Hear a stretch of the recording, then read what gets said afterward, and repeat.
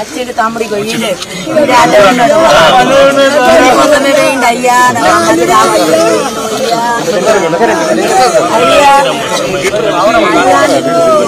అయ్యని కాస్తల గోలుకొచ్చిన ఉన్నాడు బాగలేకపోతే అయ్యా అయ్యి అడకాల మీద పడ్డా అయ్యా అయ్యా ఆయనకి యాక్సిడెంట్ అయ్యి అయ్యా నేను పడేది తోడుకొని వచ్చిండు అయ్యా అయ్యా అయ్యని ఆయన చేసుకుని నిన్నే మరి కాలేను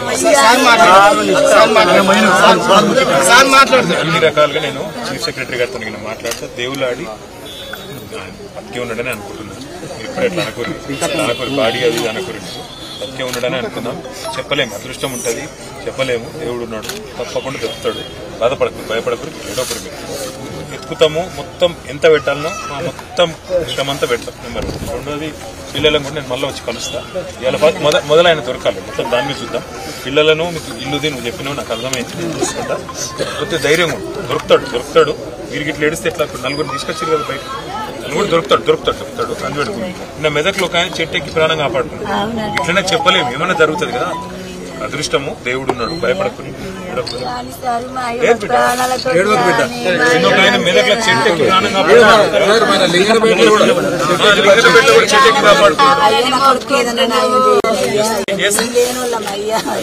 ఎట్లన్నా కట్లన్నా మొదలు ఆయన ప్రాణాలతో రాని ఆయన ఎత్తుకుదాం మొదలు, తర్వాత నేను వస్తాను, మళ్ళీ కలుస్తాను. రంది పెట్టుకున్నాను. మిగతా వాళ్ళు హాస్పిటల్కి పోయినట్ట, నేను వాళ్ళ దగ్గర కూడా పోదాము. ఎట్లా జ్వరం వచ్చిందా? రాత్రి అంతా బేజారైనాడు వర్షంలో. ధైర్యం కూడా కొత్త హాస్పిటల్కి పోతావా, పంపి అన్న ఎట్లుంటావా? చూసుకోండి, మరి నిన్నంత బేజారైందిగా చూసుకోండి. నేనేం చేస్తా అంటే మొదలు ఈ పని చేస్తాను. మీ చేస్తా బిడ్డ,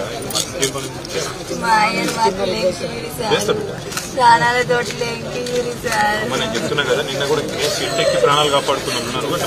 భయపడకు, ఏమో అయిపోయిందని భయపడకు. చెప్పలేము, ఇక్కడ అంతా రాత్రి అంతా చీకటే కదా. దేవులాడుతుంది, ఇప్పుడే వర్షం తగ్గింది.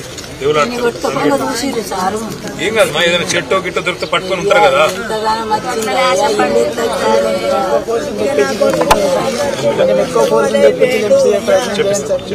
చెప్పిస్తాం అమ్మా, టెన్షన్ పడకు. మన వాళ్ళందరూ ఉంటారు. నేను మళ్ళీ వస్తాను, ఒకసారి మాట్లాడొస్తాను.